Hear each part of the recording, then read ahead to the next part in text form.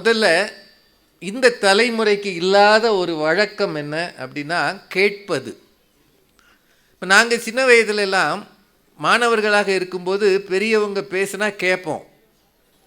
பேராசிரியர் சாலமன் பாப்பையா பேசுகிற நிகழ்ச்சிகளை தொடர்ந்து கேட்டதால் தான் நான் ஒரு பேச்சாளனாகவே வந்தேன். நான் தமிழ் இலக்கியமெல்லாம் படித்தவன் அல்ல. கல்லூரியில் நான் படித்தது வணிகவியல்.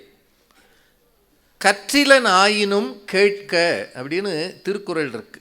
நீ படிக்கலையா, பரவாயில்லை, கேட்டேன்னா உனக்கு அது ஏதோ ஒரு நேரம் பயன்படும். எதையும் மற்றவர்கள் சொல்ல கேட்கிற பழக்கம் இந்த தலைமுறைக்கு குறைந்து இருக்கிறது. அதனால் உங்களையெல்லாம் கேட்க வைப்பதற்காகத்தான் இந்த பட்டிமன்றத்தில் உங்களை கூப்பிட்டு வச்சுருக்குறாங்க. திரும்பவும் சொல்கிறேன், பேச்சு சத்தம் இல்லாமல் கேட்டிங்கன்னா 6 அறிஞர்கள் பேச போகிறாங்க. அவங்க பேசுகிறது உங்களுக்கு புரியும். தலைப்பு உங்களை பற்றியது. பிள்ளைகளின் ஒழுக்கத்துக்கும் உயர்வுக்கும் நாம் காட்ட வேண்டியது கண்டிப்பா கனிவா. நாங்கள் வளர்ந்த காலத்தில் எங்கள் பெற்றோர் வாயில் பேச மாட்டாங்க, கையில் தான் பேசுவாங்க. எங்கள் அப்பாலாம் ஒரு வாத்தியாராக இருந்தார். அவர் பள்ளிக்கூடத்தில் அடித்து பயல்களை நோகடிப்பார். ஒருவேளை அன்னைக்கு ஒருத்தனும் கிடைக்கலைன்னா வீட்டுக்கு வந்து எங்களை போட்டு அடிப்பார். அவருடைய சாயந்தர பொழுதுபோக்கே எங்களுக்கு 2 அறை விடுறது தான். நாங்கள் உட்காந்து அழுதுகிட்டு இருப்போம். அந்த காலத்தில் டிவியும் இல்லை, சீரியலும் இல்லை. இருந்தால் அது அழும், நாங்கள் தான் அழுவோம். அது எங்கள் வீட்டில் 4 பிள்ளைங்க. எப்படி ரவுண்டில் ஒருத்தனுக்கு அடி விழும். அடிக்க ஒருத்தன் அழும்போது மீதி 3 பேர் கேலி பண்ணுவாங்க. அழு, நல்லா அழுடா. அது பார்க்க பரிதாபமாக இருக்கும். அதில் அவர் என்ன செய்வார்னா, அடிச்சுட்டு நான் வெளியில் போயிட்டு வர்ற வரைக்கும் அழணும்னுவார். இவர் வர்ற வரைக்கும் நம்ம எப்படி அழுகிறது? கொஞ்ச நேரத்தில் அழுக நின்றோம். இல்லாட்டி அவர் வரும்போது செருப்பு சத்தம் கேட்டால் நாங்கள் அழுகிற மாதிரி பாவலாவது பண்ணுவோம். அவ்வளோ சிரமமாக இருக்கும்.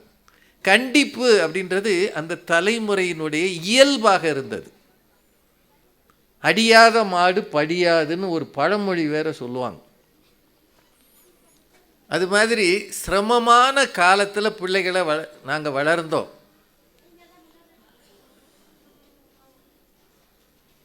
கொஞ்சம் வந்து உட்காந்துருங்களேன். பேசிக்கிட்டே இருந்தீங்கன்னா நான் பேச முடியாது. இவ்வளோ பேருக்கு இடம் இருக்கு மாதிரி தெரியலையா? இடம் இல்லைன்னா மேடையில் வந்து உட்காந்துருங்க. இல்லை நான் எந்திரிச்சுக்கிறேன், என் சீட்டில் உட்காருங்க. ஐயா கொஞ்சம் சீக்கிரமாக உட்காருங்க. பின்னாடி இருக்கிறவங்களாம் கொஞ்சம் முன்னாடி வாங்க. இந்த பிள்ளைகளை வளர்க்கும் போது நாம் காட்ட வேண்டியது கண்டிப்பா கனிவா. கண்டிப்பு அப்படின்றது சில கட்டுப்பாடுகளை விதிப்பது, கண்ணால் அதட்டுவது, வார்த்தைகளால் மிரட்டுவது, எங்கள் காலத்தில் போட்டு உதப்பது. அது எங்கள் காலத்தில் ஆசிரியர்களுக்கு முழு சுதந்திரம் இருந்தது. எங்களுக்கு ஒரு கிராஃப்ட் மாஸ்டர் இருந்தார், இஞ்ஞாசின்னு அவர் பேர். அவர் காதை பிடிச்சார்னா ரத்தம் வராமல் விட மாட்டார். இந்த காதில் இந்த இடத்த பிடிச்சி இப்படி கிள்ளுனார்னா அவர் விரலில் ரத்தம் பட்டால் தான் விடுவார். இப்போ எனக்கெல்லாம் காது குத்துன மாதிரியே இருக்கும். அது அவர் குத்துனது.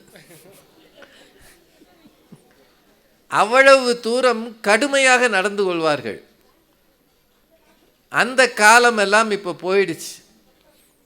மாணவனை பார்த்து ஏதாவது சொன்னால் உடனே கோவிச்சுக்கிறான். நீ யார் என்னை திட்டுறதுக்குன்றான். என்னப்பா இது செட்டில் ஆகாதா? ஐயா கொஞ்சம் பேசாமல் இருக்க சொல்லுங்கள் அவங்கள. இடம் இருக்கிற இடத்துல உட்காருங்க, இல்லாட்டி மேடையில் வந்து உட்காருங்க கொஞ்ச நேரம். இல்லை நீங்கள் மைக் தம்பி பட்டிமன்றம் தொடங்கின பிறகு மைக் எடுக்கக்கூடாது. நம்ம பேச ஆரம்பித்த பிறகு ஆளாளுக்கு அனௌன்ஸ் பண்ணக்கூடாது, அது தப்பு. அது இப்போ 6 பேர் பேச போகிறாங்க. கண்டிப்பு அப்படின்னு சொல்கிறதுக்கு ஒரு 3 பேர். ஃப்ரீயாக விட்டோம்னா அவன் திருந்த மாட்டான் சார், முன்னேற மாட்டான், வளர மாட்டான், கெட்டு போயிடுவான். அப்படின்னு சொல்கிறதுக்கு திரு சின்னையா தாமரை செல்வன் நீங்களா, அவர் அமைப்பு சாரா கட்டுமான தொழிலாளர் சங்கத்தை சார்ந்தவர், மேடை பேச்சாளர். நான் இன்றைக்கி தான் இவங்களெல்லாம் பார்க்குறேன், எனக்கு இவங்களை முன்ன பின்ன தெரியாது. ஆனால் உங்கள் நிர்வாகம் இவர்களை எல்லாம் பேச்சாளர்களாக கொண்டு வந்திருக்கிறது. வழக்கமாக பட்டிமன்றத்தில் ஒரு குரூப் பேச்சாளர்கள் இருப்பாங்க, நீங்கள் பார்த்துருக்கிற முகங்கள். ஆனால் இங்கே எனக்கு தெரிய வேறு எந்த மாவட்டமும் செய்யாத ஒன்றை நீலகிரி மாவட்டம் செய்திருக்கிறது. நம்ம ஊர் ஆளுகளை பேச வைப்போமே, அவங்களுக்கு ஒரு மேடை தருவோமே, இதை பார்த்து இங்கு இருக்கிறவர்கள் ஒரு உற்சாகமும் உத்வேகமும் பெறலாமே என்கிற நோக்கத்தில் இந்த மாவட்ட நிர்வாகம் ஒரு 6 பேரை ரெடி பண்ணியிருக்காங்க. திரு சின்னையா அவர்கள் முதல் பேச்சாளர். அவரோடு சேர்ந்து கண்டிப்புத்தான், எங்கள் அப்பாலாம் என்னை கண்டித்ததால தான் நான் பேச்சாளர் ஆகியிருக்கேன். இல்லாட்டி என்ன செஞ்சுருப்பேன், இதுவரைக்கும் முடி வச்சு இந்த சுற்றி ஒட்டை வெட்டி இதில் 4 கோடு போட்டு ஒரு பைக்கில் ஏறி ஒத்த சக்கரத்தில் ஓட்டிகிட்டு போவேன். ஏண்டா 2 சக்கரம் இருக்குன்னா, இல்லை 1 சக்கரம் எனக்கு போதும், அதுக்கு பேர் வீலிங்காமே. பின் சக்கரம் மட்டும் பறக்குது, விழுந்தான்னா பறந்துடுவான். அப்படி இல்லாமல் நான் ஒரு நல்ல பையனாக இருக்கிறேனே, அதுக்கு காரணம் கண்டிப்பு தான் சொல்கிறதுக்கு சுதீர். அந்த அணியில் நிறைவாக திருமதி கிருஷ்ணகுமாரி அரசன் அவர்கள், கவிஞர், சமூக சேவகி, கவிதை எழுதுகிறாங்க. கவிஞராக பேச வந்துடும்ல. 3 பேர், 3 பேருமே கண்டிப்பு அப்படின்னு பேச போகிறாங்க. இல்லைங்க, பிள்ளைகளுக்கு சொன்னால் புரியும். விரலை ஓங்கி கையை ஓங்கி சலார் பலார்னு அரைகிறத விட அருகில் அணைத்து, என்னையா நீ நல்ல பிள்ளை தானே, நீ ஏடா அப்படி பண்ண அப்படின்னு கனிவாக பேசினால் அவர்கள் திருந்துவார்கள் அப்படின்னு சொல்கிறதுக்கு திரு நஞ்சன் துரைராஜ் அவர்கள், தமிழாசிரியராக இருக்கிறார். அவரோடு இணைந்து பேசுவதற்கு சி சுப்ரியா அவர்கள், படிச்சுக்கிட்டு இருக்காங்க வரலாற்று பாடம். அது தவிர மேடையிலே பேசுகிறாங்களாம். நிறைவாக தமிழாசிரியர் கேவி பீனா அவர்கள், அவங்களும் பேச்சாளர். 6 பேர் தயாராகிட்டாங்க. சீக்கிரம் பேசி முடிச்சிருவோம். நீங்கள் மட்டும் உற்சாகமாக கை தட்டணும்.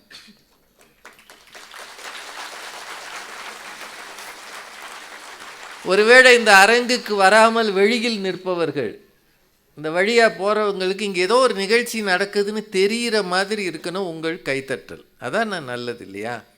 ஒரு பேச்சாளருக்கு கிடைக்கிற மிகப்பெரிய மரியாதை எது தெரியுமா? மேடையில் போடுற இந்த ஷாலோ, இப்போ இங்கே கொடுக்குறாங்களே ஒரு நினைவு பரிசு, இது இல்லை. கூட்டத்தில் இருந்து நல்லா பேசுகிறேன்னு சொல்லி கைதட்டுகிற அங்கீகாரம் இருக்கு இல்லையா, அதுதான் ஒரு பேச்சாளர் கிடைக்கிற மிகப்பெரிய அங்கீகாரம்.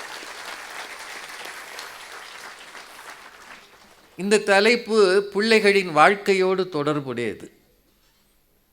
பெற்றோருக்கு பெரும் பிரச்சனை பிள்ளைகளாக எப்படி வளர்க்கிறதுன்றதான்.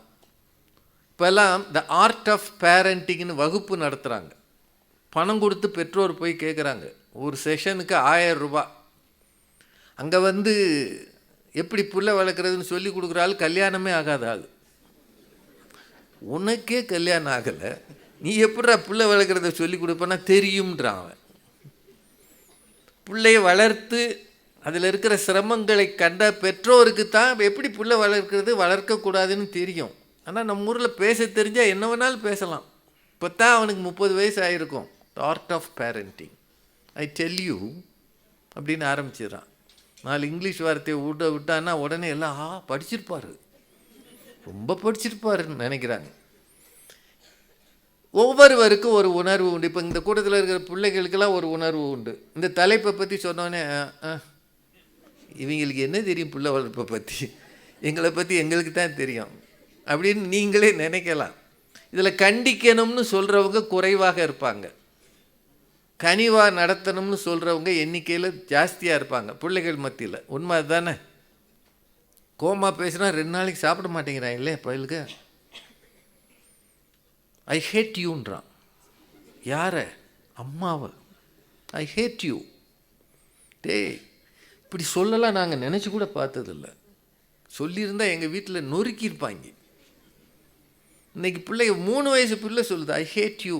ஒரு 5 நிமிஷம் கழித்து ஒரு சாக்லேட் கொடுத்தா ஐ லவ் யூ மாம். ஏய், ஹேட் பண்ணுறியா லவ் பண்ணுறியா? அது வேடிக்கையாக இருக்குது. அந்த அளவுக்கு இந்த தலைமுறை மாறி இருக்கிறது. இந்த ஜென்ஸின்றாங்கல்ல, 2000க்கு பிறகு பிறந்தவர்கள் வித்தியாசமாக இருக்கான். எதை கேட்டாலும் வைப் இல்லைன்றான். எனக்கு வைப்பே வரமாட்டேங்குதுன்றான். வைப் எங்கேருந்துடா வரும்? ஒன்று வைஃபை இல்லைன்றான், இல்லாட்டி வைப் இல்லைன்றான். இது 2 இல்லைன்னா அவனை பிடிக்கவே முடியலை. 5-6 வயசில் இருக்கிறவங்க பூரா அவ்வளோ ஃப்ரெண்ட்ஸ் வச்சுருக்காங்க. இந்நேரமும் ஃப்ரெண்ட்ஸோடு பேசுகிறான். அப்புறம் என்ன புல்லிங்க, கிண்டல் கேலி பண்ணுறாங்க, என்னென்னவோ பண்ணுறாங்க. படிக்கிறத தவிர எல்லா வேலையும் நல்லா பண்ணுறாங்க. படிக்க சொன்னோம்னா மட்டும் இப்படி பார்க்குறான். There is a time for it. தோணும்போது படிப்போம்.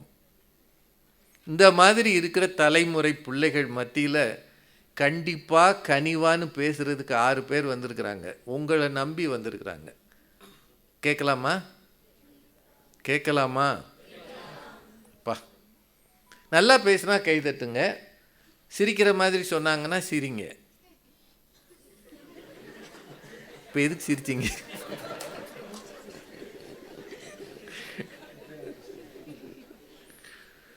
நிறைய பின்னாடி நிற்கிறாங்க. கொஞ்சம் முன்னாடி வர்றதுன்னா வாங்க. இந்த அரங்கத்தில் மாணவர்களே பெரும் பகுதி அமர்ந்ததால் மக்களுக்கு கொஞ்சம் நெருக்கடி தான். அதனால் நீங்கள் எல்லோரும் அனுசரித்து சத்தம் இல்லாமல் உடனே பின்னாடி அவ்வளோ பேர் பார்க்காதீங்க. நமக்கு இருக்கிற ஒரு கெட்ட பழக்கம் என்னென்னா, ஒன்று சொல்லிவிட்டு அத்தனை பேர் உடனே திரும்பிடுறது. இந்த ஏற்பாட்டை செய்த மாவட்ட நிர்வாகத்துக்கு மீண்டும் நன்றியை சொல்லி, பிள்ளைகளின் ஒழுக்கத்திற்கும் உயர்வுக்கும் நாம் காட்ட வேண்டியது கண்டிப்பா கனிவா என்கிற இந்த பட்டிமன்றம் தொடங்குகிறது. கண்டிப்பே என்று பேச வருகிறார். 7 நிமிஷம் பேசுவாங்க எல்லாரும், அதுக்கு மேலே பேச மாட்டாங்க. நான் அதுக்கு இந்த மணி வச்சிருக்கிறேன், அதை அடித்தா நிறுத்திடுவாங்கன்ற நம்பிக்கையில் அடிப்பேன். நிறுத்திடுவாங்க. கண்டிப்பே என்று பேச வருகிறார் திரு சின்னையா தாமரை செல்வன் அவர்கள். அவரை உங்கள் சார்பிலே அழைத்து அமைகிறேன். நன்றி, வணக்கம். நமது நடுவர் அவர்களை தெரியாதவர்களே கிடையாது. இன்றைக்கு எங்கெல்லாம் தமிழர்கள் வாழ்கிறார்களோ அங்கெல்லாம் சென்று பட்டிமன்றங்களை நடத்தி நம் தமிழுக்கும் தமிழ் மக்களுக்கும் இந்த பகுதியில் மட்டுமல்ல, இன்றைக்கு உலகம் முழுவதும் ஒரு தமிழுக்கு உத்தரவாதம் கொடுத்து கொண்டு இன்றைக்கு நடுவராக இங்கே வருகை தந்திருக்கிற நமது நடுவர் அவர்களே, உங்களுக்கு எனது முதற்கண் வணக்கத்தை தெரிவித்துக் கொள்கிறேன். அதோடு இன்றைக்கி பார்த்தீங்கன்னா நடுவர் அவர்களே நல்ல ஒரு தலைப்பை கொடுத்திருக்கிறார்கள். இன்றைக்கு பிள்ளைகளை கண்டித்து வளர்க்கணுமா கனிவாக பேசி வளர்க்கணுமான்னு. நடுவர் அவர்களே ஒரே ஒரு விஷயங்க, இன்றைக்கி நடுவரை கண்டித்து அவங்க அப்பா வளர்த்ததுனால தான் இன்றைக்கு நடுவர் இன்றைக்கு உலகம் முழுவதும் தெரிகிறார்.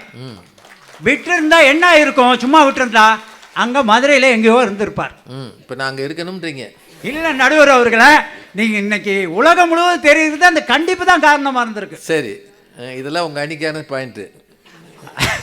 நடுவர் அவர்களை அது மட்டும் இல்லை, இன்னைக்கு பார்த்தீங்கன்னா நடுவர் அவர்களை இன்றைக்கு உங்களை இன்றைக்கு பெரிய நீதிபதியாக தான் நாங்கள் பார்க்குறோம். ஏன்னா கண்டிப்புக்கு தான் நீங்கள் தீர்ப்பு சொல்ல போகிறீங்க, அது எல்லாருக்கும் தெரியும்.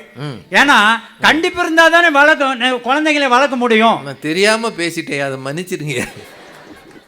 நடுவர் அவர்களை ஒரே ஒரு விஷயம், நம்ம கிராமப்பகுதியில் சொல்லுவாங்க, ஒடிச்சு வளர்க்காத முருங்கையும் அடிச்சு வளர்க்காத புள்ளையும் இந்த வீட்டுக்கும் ஆகாது, இந்த நாட்டுக்கும் ஆகாது. நடுவர் அவர்களே, குழந்தைன்னா கண்டிச்சு வளர்க்கணும், முருங்கைன்னா ஒடிச்சு விடணும், அப்பதான் அது படரும். இல்லைன்னா அந்த முருங்கை அப்படியே எப்படி வளர்ந்து ஒரு கோடாலி கணைக்கு கூட ஆகாது. நடுவர் அவர்களை, எப்படி வளர்ந்தாலும் முருங்கை கோடாரிக்கு ஆகாதுங்க. அது ஒடிச்சாலும் சரி ஒடிக்காட்டியும் சரி, அது கொஞ்சம் பறிக்கிறதுக்காவது ஆகுமேன்னு தான் நடுவர் அவர்களை ஒடிச்சு காய் வரும், அவ்வளோதான். அவ்வளவுதான் நடுவர் அவர்களை. அது மாதிரி அது மட்டும் இல்லை நடுவர் அவர்களை, இன்னைக்கு பார்த்தீங்கன்னா இன்றைக்கு நம் பிள்ளைகள்கிட்ட நாம் என்னன்னா சொல்லணும் நடுவர்களை, யார்கிட்ட பேசணும், யார்கிட்ட பழகக்கூடாது. நடுவர் அவர்களை நீங்கள் நம்ம சூப்பர் ஸ்டாரோ ஒரு படம் நடிச்சிருப்பீங்க, அந்த படத்தில் அழகாக சொல்லியிருப்பீங்க சூப்பர் ஸ்டார்ட்ட வாங்க பழகலான்னு. இன்னைக்கு பழகிறதுக்கே பயமா இருக்கு நடுவர் அவர்களை. யாரோட? இன்றைக்கு நடுவர் அவர்களை, உங்களோட இல்லை நடுவர் அவர்களை, இன்றைக்கு பசங்க யாரு கூட பையன் சேரணும் அப்படின்னு சொல்ல வேண்டியதா இருக்கு. எனக்கு தெரியாது, தெரியும் நடுவர் அவர்களை, நாம சொன்னாலும் அவர் நடுவர் அவர்களையும் ஏத்துக்கிறது இல்லை அந்த பையன். நம்ம சொல்றதை விட்டு தான் வேற எது செய்வோம். ஆமா, எதை செய்யாதன்னு சொல்றோமோ அதை செய்யறான். ஆனா நம்ம அதை மீறி வளர்த்தாத்தா இன்றைக்கு அவன் இந்த நாட்டில் இந்த சமுதாயத்துல ஒரு மனிதனா வரணும்னா கண்டிப்பா இருக்கணும் நடுவர் அவர்களை. சரி, அது மட்டும் இல்லை, இன்னைக்கு பார்த்தீங்கன்னா இன்னைக்கு பசங்களை பார்த்தீங்கன்னா இன்றைக்கு ஜிம்முக்கு போகிறான், சந்தோஷப்படும். போன வாரம் நடுவர் அவர்களை போத்தேரியில் ஒரு ஜிம் இதில் நிகழ்ச்சி நடக்குது. அதில் பார்த்தீங்கன்னா அத்தனை பேரும் ஆணாளக மாதிரி வந்து ஜட்டியோடு நிற்கிறான்.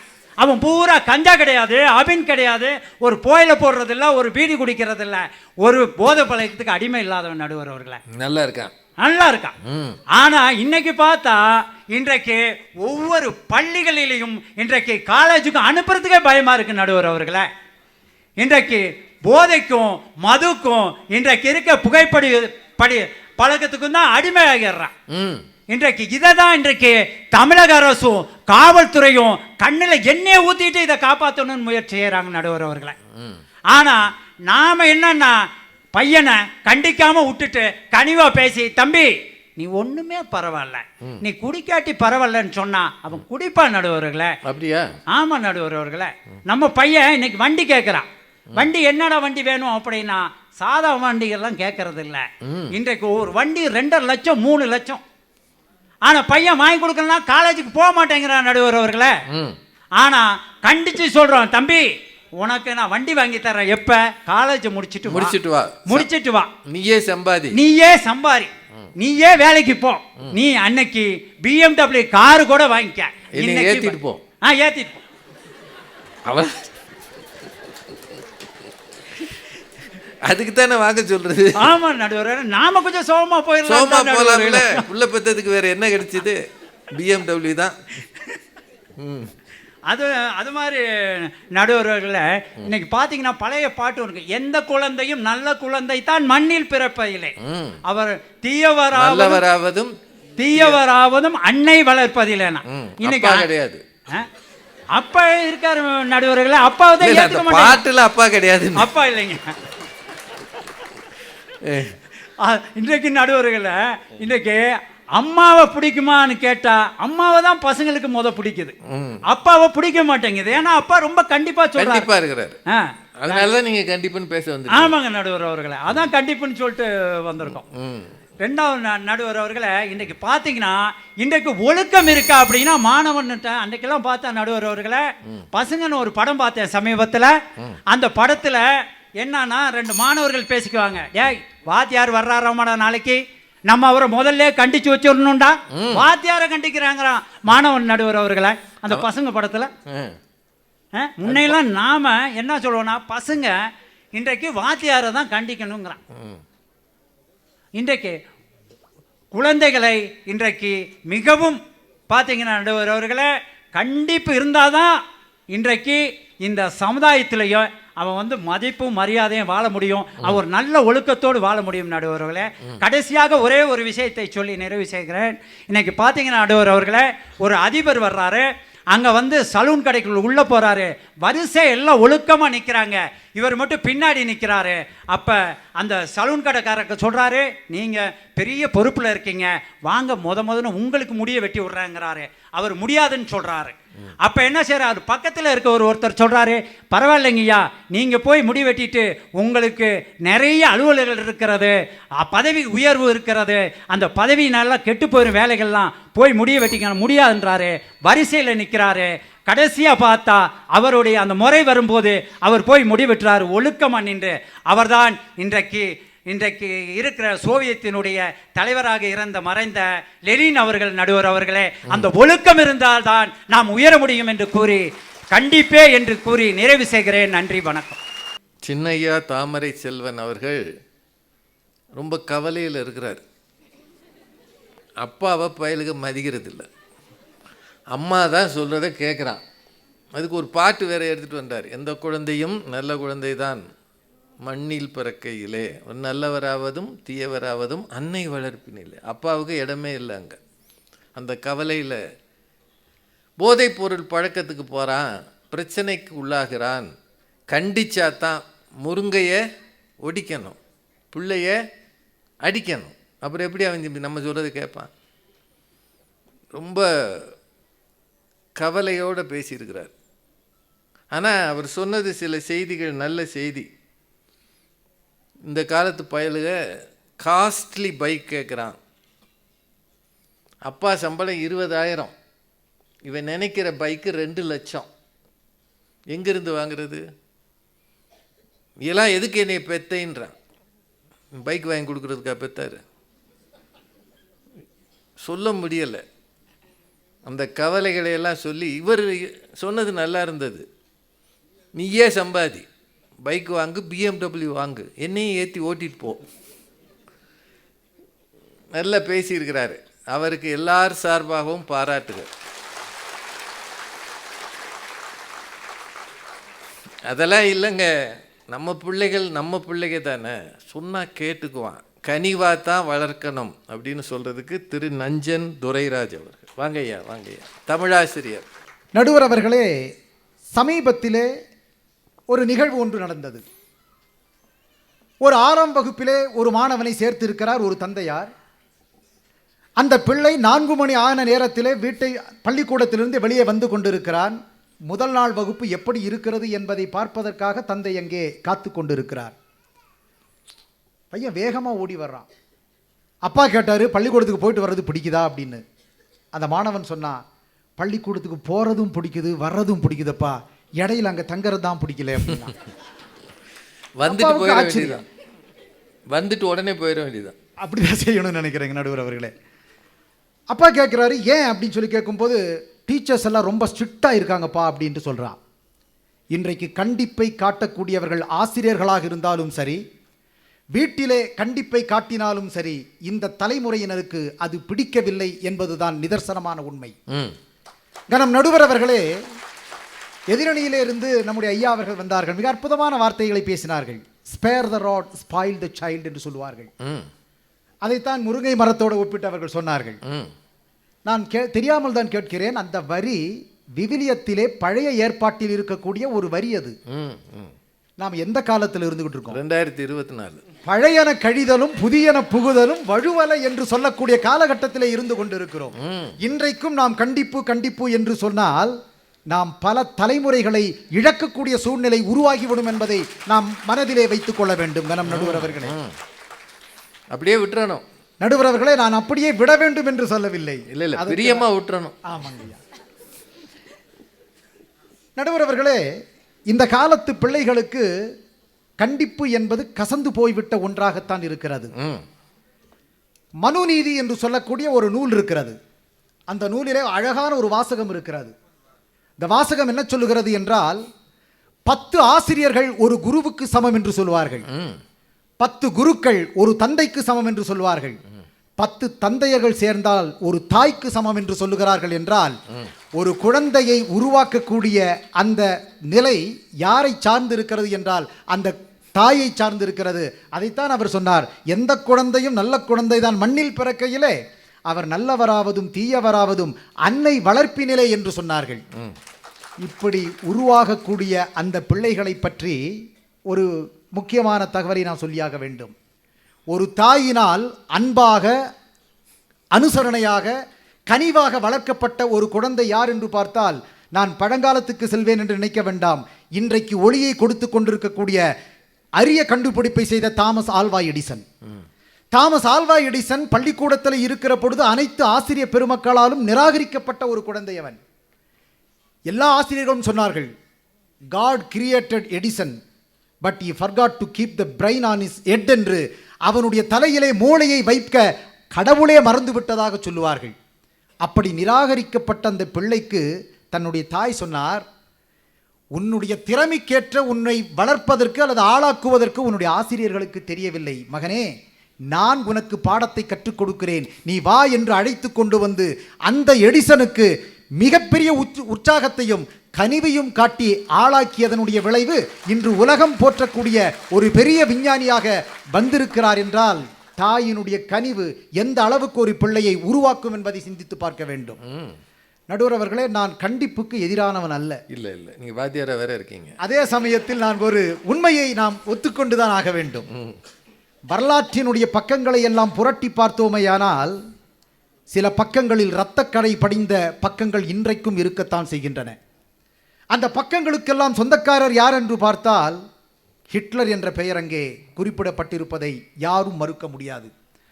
ஹிட்லர் அவ்வளவு பெரிய கொடுங்கோலனாக மாறுவதற்கு என்ன காரணம் என்று அவருடைய ஆசிரியர்கள் மட்டுமல்ல, எல்லா ஆராய்ச்சியாளர்களும் அவரை பற்றி ஆராய்ந்து பார்க்கிற பொழுது ஒரு கருத்தை தெரிவித்தார்கள். என்னவென்றால், தன்னுடைய தந்தையினுடைய கண்டிப்பும் அவர் வழங்கி இருக்கக்கூடிய மிகப்பெரிய தண்டனைகளும் தான் அவன் வருங்காலத்தில் எதிர்காலத்திலே மிகப்பெரிய கொடுங்கோலனாக ஆவதற்கு அடிப்படையாக இருந்திருக்கிறது என்று சொல்கிறார்கள். என்றால் ஒரு கண்டிப்பு ஒரு நல்ல மனிதனையும் கூட தலைகீழாக மாற்றிவிடும் என்பதை நாம் உணர்ந்து பார்க்க வேண்டும்.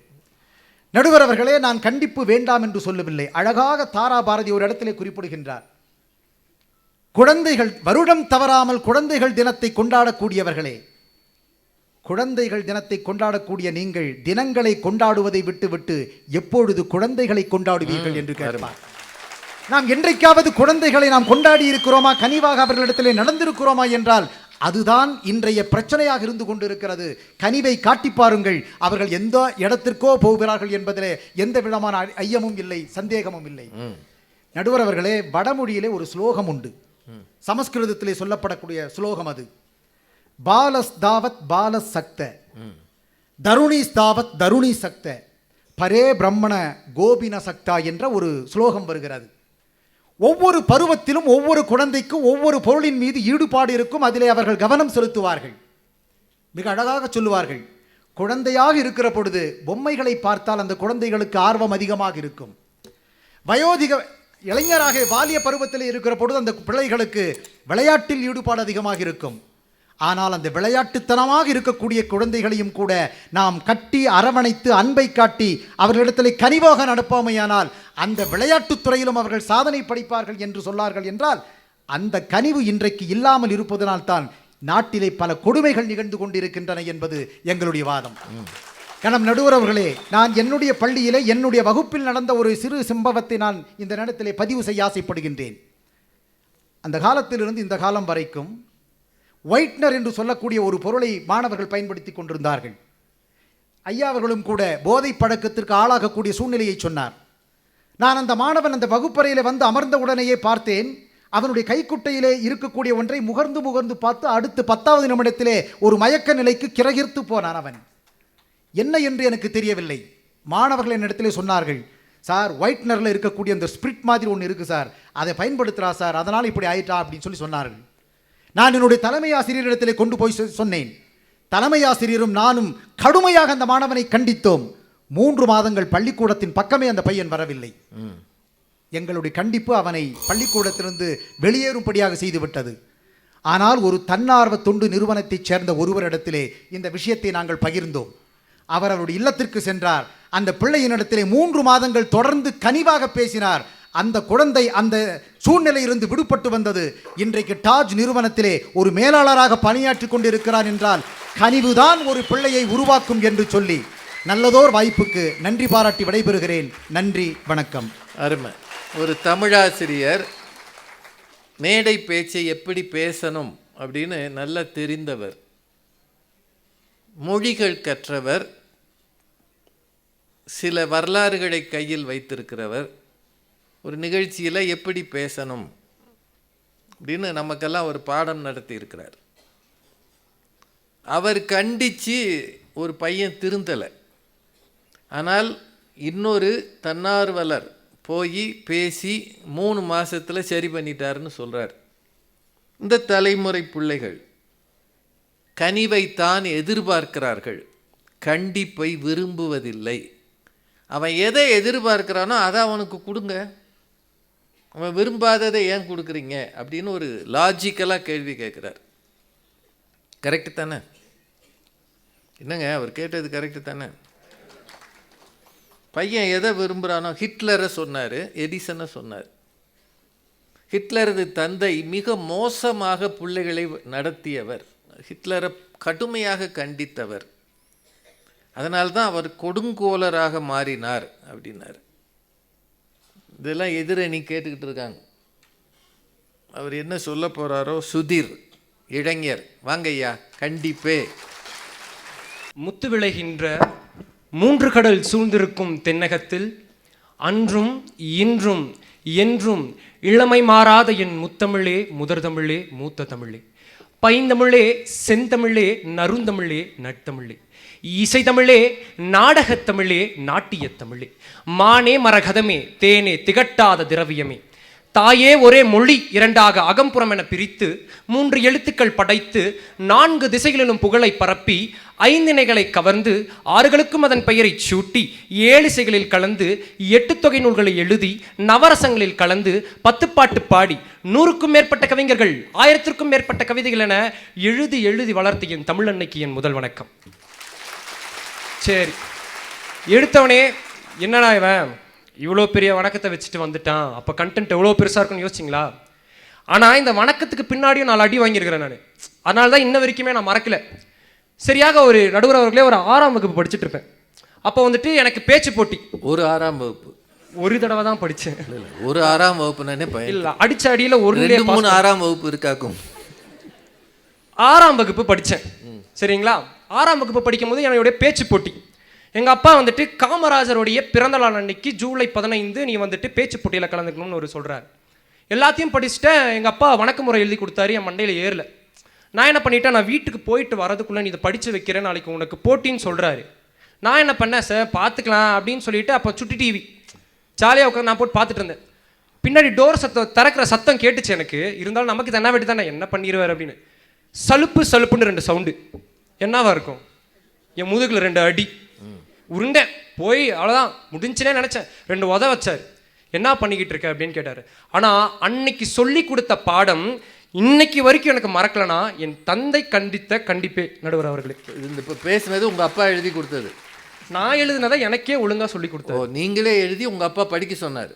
நீங்களே எழுதியிருந்தா உங்களுக்கு ஞாபகம் இருந்திருக்குமே. ஐயா, நான் புத்தகத்தை பார்த்து ஒன்றொன்னா எடுத்து சரி சரி ஓகே சரி. ஒரு மிகப்பெரிய எடுத்துக்காட்டு ஒன்று இருக்குது.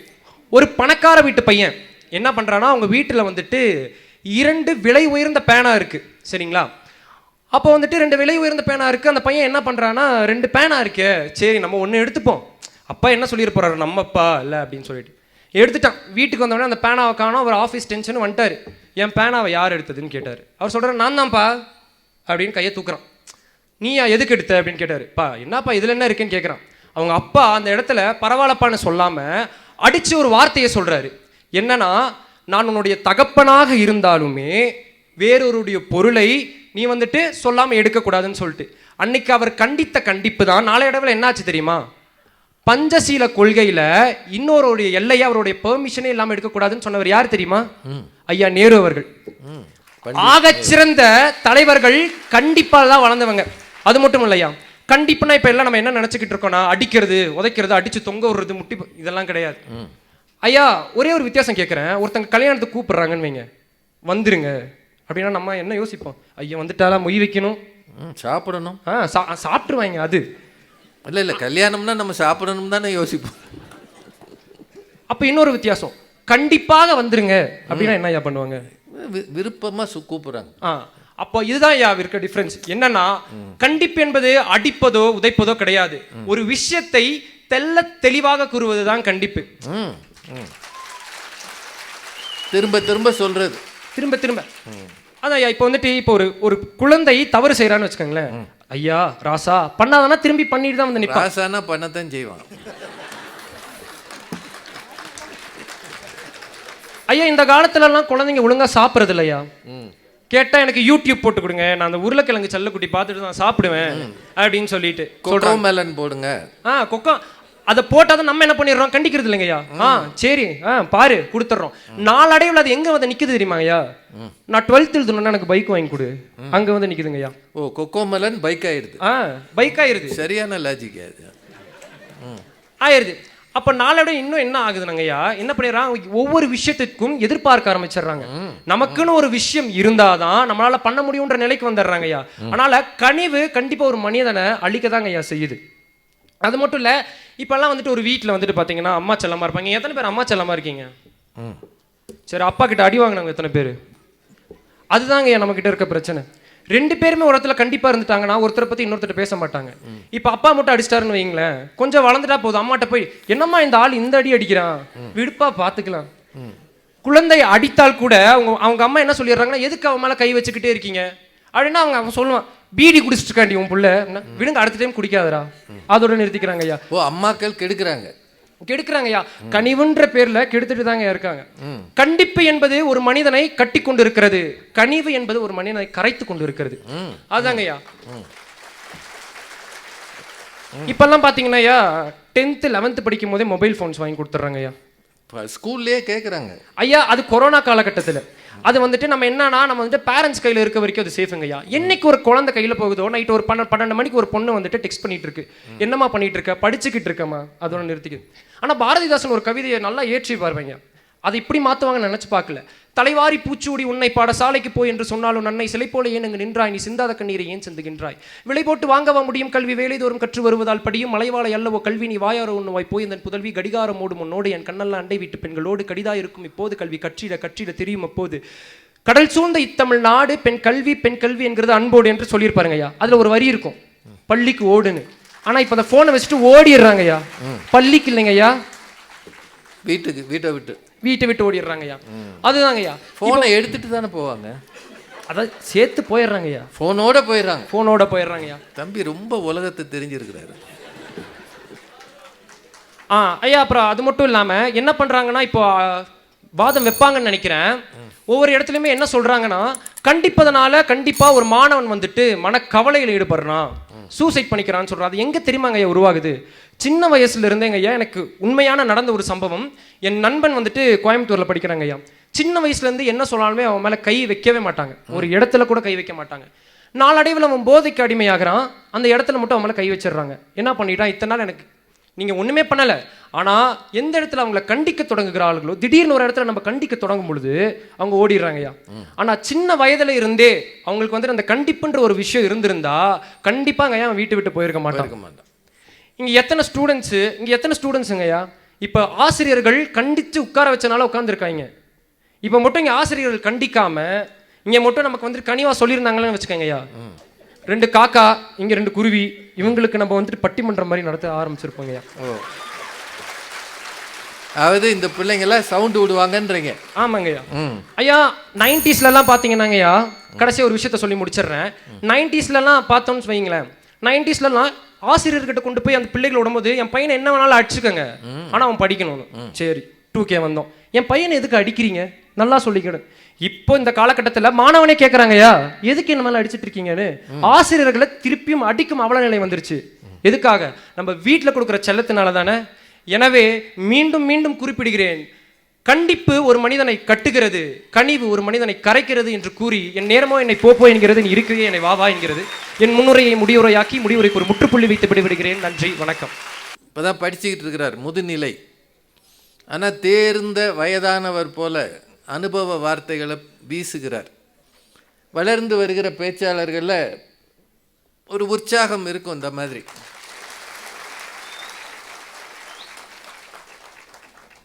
ஒரு வந்த உடனே ஒரு தமிழ் வணக்கம் சொன்னார் பாருங்க,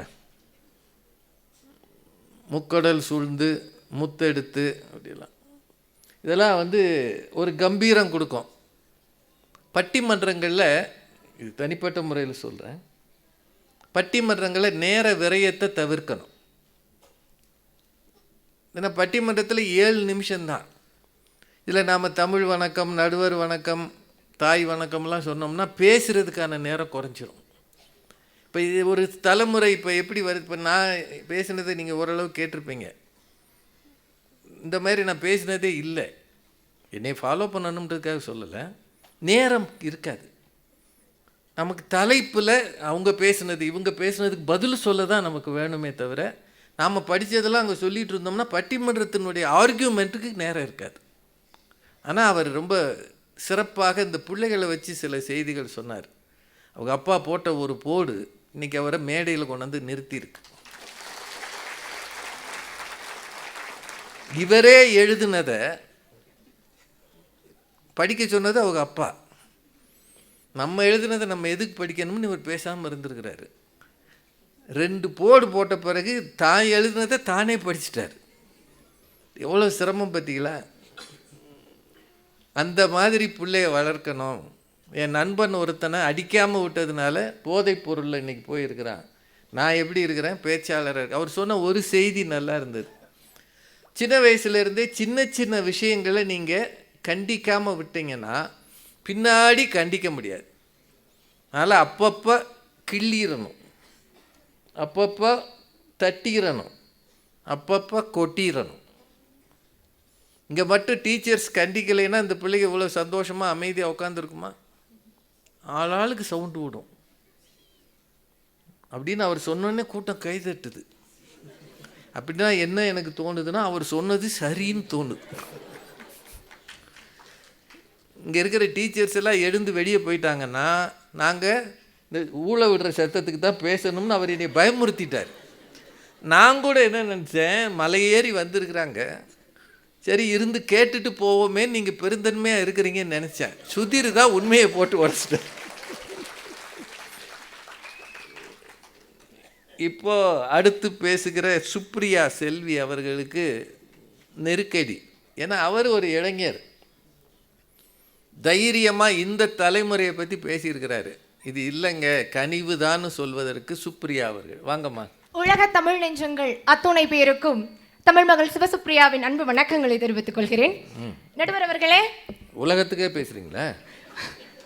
ஆமாங்க நடுவர் அவர்களே, நம்ம உள்ளூர்ல தானே பேசிட்டு இருக்கோம்.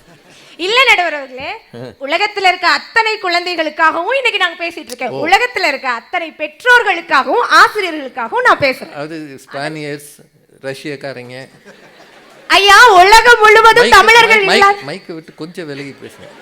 ஏன்னா அது மைக்கார அலறி போயிடுவாரு. இப்பதானே பேச வந்திருக்கோம், அதுக்குள்ள இவ்வளவு ஏன்? அதாவதுங்க ஐயா, ஏன் உலக தமிழ் நெஞ்சங்கள்னு சொன்னேன்னா சொல்லிடுறேன். உலகம் முழுவதும் இன்னைக்கு தமிழர்கள் இல்லாத இடம் இருக்கா? இல்ல இல்ல இல்ல. அதனாலதான் நடுவர் அவர்களே, உலகத்துல இருக்க தமிழ் நெஞ்சங்கள் அத்துணை பேருக்கும் வணக்கம். இப்ப நம்ம தலைப்புக்குள்ள போகலாம் நடுவர் அவர்களே. போகணும், நிச்சயமா போய்தான் ஆகணும். ஏன்னா நிலைமை அப்படி இருக்கு. ஏன்னா இன்னைக்கு காலகட்டத்தில் பார்த்தீங்கன்னா பிள்ளைங்கள கண்டிச்சு வளர்க்கணும்னு சொல்லிட்டு அட அட அட பெற்றோர்கள் ரொம்ப அருமையாக கண்டிச்சு வளர்க்குறீங்க அப்படித்தான் சொல்லணும். குழந்தைங்கள நடுவர் அவர்களே, குழந்தைங்களா முதல்ல பாருங்க. எப்ப பார்த்தாலும் அவங்கள ஒரு டிப்ரெஷன்லயே தள்ளுறாங்க நடுவர் அவர்களே. அதுக்கு யாரு? பெற்றோர் தான் காரணம். பெற்றோர் நடுவர் அவர்களே, அங்க பார்த்தே சொல்லுங்க. ஐயா பாட்டு பாடினாங்க, எந்த குழந்தையும் நல்ல குழந்தை தான் மண்ணில் பிறக்கையிலே அவர் நல்லவராவதும் தீயவராவதும் அன்னை வளர்ப்பதிலேன்னு. நம்ம கொஞ்சம் இப்படி மாத்துவோம், எந்த குழந்தையும் நல்ல குழந்தை தான் மண்ணில் பிறக்கையிலே அது நல்லவராவதும் தீயவராவதும் இந்த சமூகத்தின் கையினில. அதாவது கனிவு யாரெல்லாம் கொடுக்கணும்? பெற்றோர்கள், ஆசிரியர்கள், உறவினர்கள், நண்பர்கள், இந்த சுற்றுச்சூழல், இந்த சமுதாயம் ஒரு குழந்தையை வளர்க்கணும் நடுவர் அவர்களே. அப்ப இந்த சமுதாயம் எப்படி வளர்க்கணும்? கனிவான பார்வையில் அந்த குழந்தைய வளர்க்கணும். அண்ணன் சொன்னாங்க, எங்க அப்பா போட்ட போடுதான் என்னை கொண்டு வந்து இங்க ஒரு பேச்சாளரா நிறுத்தி இருக்குன்னு. நானும் சொல்லுவேன் அதுக்கு. நான் சின்ன குழந்தையா இருக்கீங்களா நடுவர் அவர்களே, பயங்கரமா வாயடிப்பேன். இப்பவே அப்படித்தானம்மா, பயங்கரமா பேசுவேன் நான் நடுவர் அவர்களே. பெரியவங்க கிட்ட சின்னவங்க கிட்ட எல்லாம் பேசுவேனாமா. அப்பா மரியாதையா பேசு, பெரியவங்க கிட்ட எதிர்த்து பேசாத, நீ எதுக்கு பேசுறது அவ்வளோ கண்டிப்பாராமா. ஆனா எங்க அம்மா, எதுக்கு நீங்க பிள்ளைய கண்டிக்கிறீங்க? அது என்ன அப்படி பேசுச்சு? குழந்தை பேசுச்சு, அது இஷ்டத்துக்கு பேசட்டுமே விடுங்க, அப்பதானே வளர்ற குழந்தை, பேசுற குழந்தைய பேச விடுங்க அப்படின்னு எங்க அம்மா சொன்னாங்க. இப்ப நானும் எங்க இருக்கேன் நடுவர் அவர்களே? மேடையில தான் இருக்கேன். அடிச்சு வந்த ஒருத்தர், அடிக்காம வந்த ஒருத்தர், பெருங்கஷ்டம். யார் நடுவர் அவர்களே?